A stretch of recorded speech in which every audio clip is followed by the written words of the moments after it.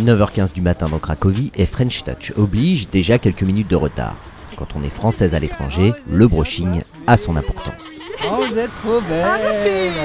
C'est bon! Oh, les Polonais, ils vont être morts!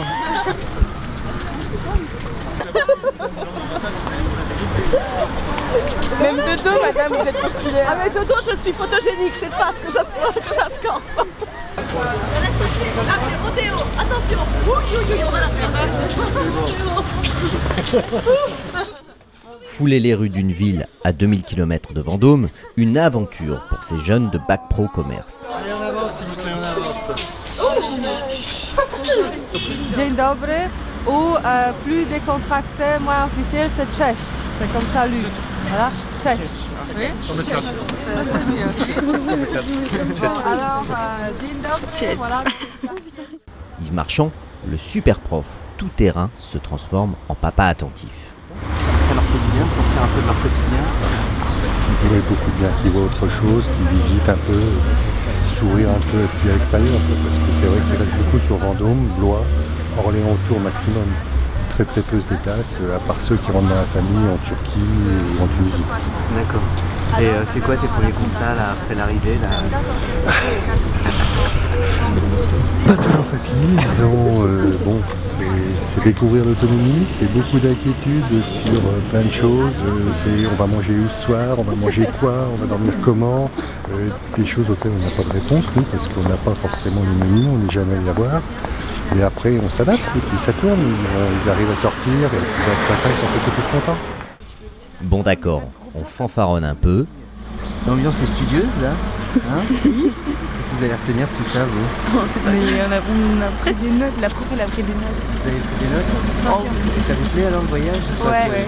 Parti là? On verra bien. Parce que pour le moment, c'est vite fait. Hein. Ouais. Je repartirai pas. Je reste à la maison la prochaine fois. On se promène, on s'amuse, mais la plongée dans l'histoire fait peu à peu son effet. On pense à tout ce qui s'est passé ici, comme par exemple quand à midi il y a 11 millions de juifs et il y en a 6 millions qui ont été tués. Enfin, ça veut dire qu'il y a plus de la moitié, donc ça doit être horrible ici de y avoir presque tout le monde qui a dû...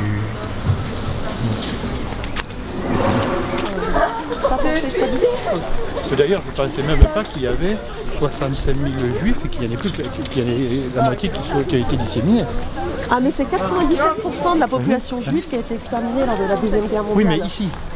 Dans toute la Pologne. Ouais. 97% des juifs sont morts. Ah c'est incroyable. Hein. Ouais.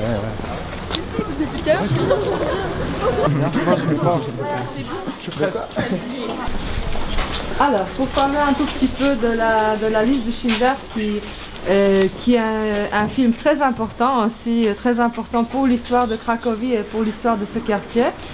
On est dans la cour qu'on appelle la cour de la liste de Schindler ou la cour de Schindler. Le film a fait un tel succès que l'endroit où on a tourné quelques fragments, voilà, a été appelé comme ça. À l'époque, avant la guerre, c'était juste une cour d'une maison habitée par les habitants juifs du quartier. Mais voilà, comme je dis, Spielberg il a tourné ici 2 ou 3 fragments et c'est devenu pour toujours la cour de la liste de Schindler. Non, mais le plus intéressant, ça sera cet après-midi, je pense. Je suis pressé d'être à Auschwitz pour bien voir ce qui s'est passé, etc. Tourisme et travail de mémoire 70 ans en arrière, un voyage soutenu par la région Centre qui marquera probablement à jamais les esprits de ces jeunes lycéens. Ah, tu se mettre dessus? Oui, bah on voit plus